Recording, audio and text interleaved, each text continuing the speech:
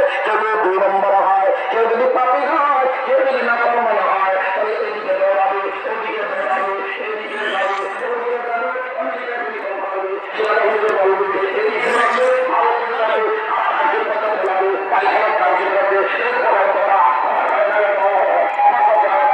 এইরকম ভাবে দৌড়াবে, এদিকে যায়, ওদিকে যায়, এরপরে এমন ধরার সাথে সাথে অনেক মানুষের চক্ষু দিয়ে রক্ত বের হয়, কান দিয়ে রক্ত বের হয়, রঙগুলো ছুটে যায়, গাড়ি দিয়ে পানি বের হয়, বের হয়, পায়খানা সব করে দেয়, রঙগুলো ছিঁড়ে যায়,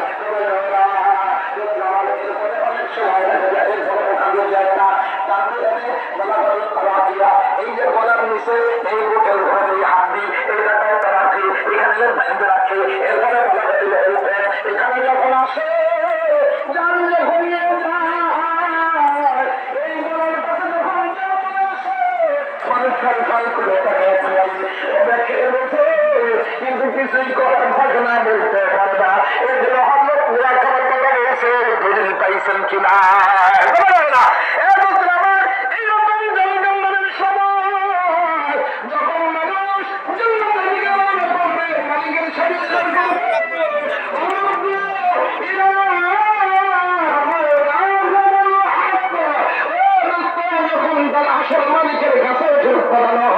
ওই মুহূর্তে জানখানদানি কঠিন অবস্থা, এই মুহূর্তে ইবলিস এসে হাজির হবে কোন সুরতে কোন মুখে সাবেত্রী জোরে এসে জোড়া দেওয়ার চেষ্টা করবে।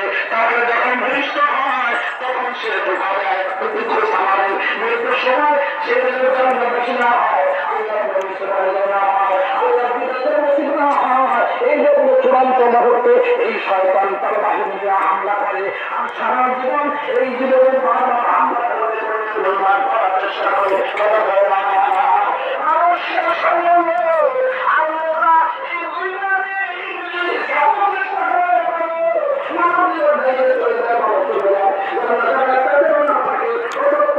যেই শয়তান আমি যখন ভূমিষ্ঠ হয়েছি আমার ওখানে ধোঁকা দিয়ে স্পষ্ট পান করতে চেয়েছে, আমার মৃত্যুর সময় যেই শয়তান আমাকে জাহান্নামী বানাতে চায় আর সারা জীবনে ডাইনিং বানিয়ে দিয়ে আমাকে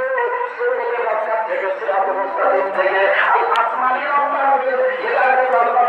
সময় দিতে চান, এর থেকে বড় দুশ্মন, এর থেকে বড় শয়তান, এর থেকে মারাত্মক অপরাধী, এর থেকে বড় ডাক্তার আর কেউ হতে পারে না।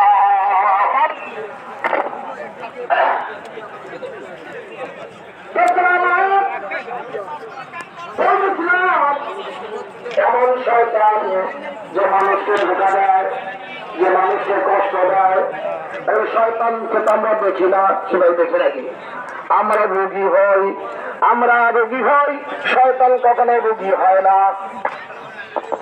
আমরা শয়তান আমরা রোগী হই, শয়তান কখনো রোগী হয় না। আমরা দুর্বল হয়ে যাই, শয়তান কখনো দুর্বল হয় না। আমরা মারা যাই, কিন্তু শয়তান কিন্তু এত সহজে মারা যাবে না, সে আরো তার পর্যন্ত থাকবে। আমরা দুর্বল, শয়তান কিন্তু আমাদের তুলনায় সবল।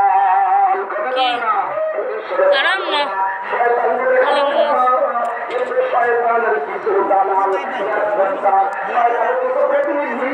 দুনিয়াতে আছে যারা ডাইনে নেবে বামে নেবে কথা কয় না। আল্লাহ তাআলা তার নবীকে বলেছেন ওয়াদারিল্লাযীনা ইত্তাখাযু দীনাহুম লাইবান ওয়া